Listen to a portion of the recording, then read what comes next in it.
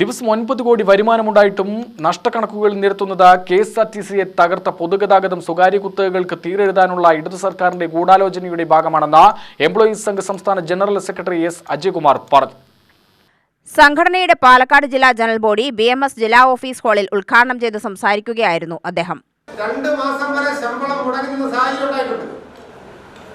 പക്ഷേ എങ്കിലും ജനങ്ങളുടെ KSRTCക്കാരെന്ന് കേൾക്കുമ്പോൾ ഒരു ചർച്ചയാണ്. നമുക്ക് അതിന്റെ ഭാഗത്ത് നമുക്ക് ചില കുറവുകളുമുണ്ട്, ബുദ്ധിമുട്ടുകളുമുണ്ട്.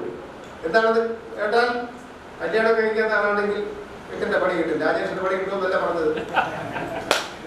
കാരണം ഈ തിരുവനന്തപുരത്ത് ഞാൻ തിരുവനന്തപുരത്തുകാരനായതുകൊണ്ട് തിരുവനന്തപുരത്തൊക്കെ ഈ കല്യാണം പെണ്ണാലോചിക്കുമ്പോൾ പയ്യന്റെ ജോലി തിരക്കും. അപ്പം വീട്ടുകാർ ജോലിയോടൊപ്പമാണ് കല്യാണം കഴിഞ്ഞ പയ്യനോടല്ല. അപ്പൊ അങ്ങനെ ഇവിടെ പാലക്കാടോന്ന് അറിയില്ല. അപ്പൊ അങ്ങനെ അന്വേഷിക്കുമ്പോൾ KSRTC ആണെന്ന് പറയുമ്പോൾ ചെറിയൊരു പിടുത്തം വയ്ക്കും. ആ ഒരു പിടുത്തം നമുക്കുണ്ട്.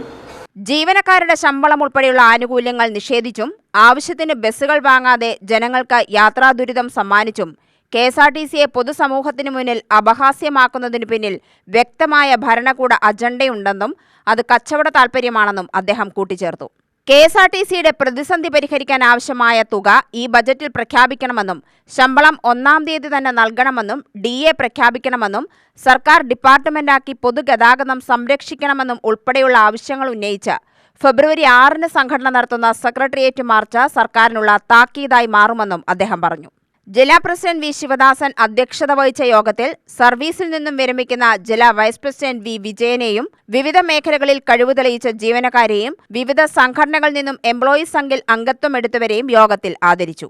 BMS ജില്ലാ secretary K. Rajesh, K. Sudhakaran, Rajendran, employees Sangh സംസ്ഥാന secretary PK Baiju, TV Ramesh Kumar, K. Suresh Krishnan, C. Pramod എന്നിവർ സംസാരിച്ചു.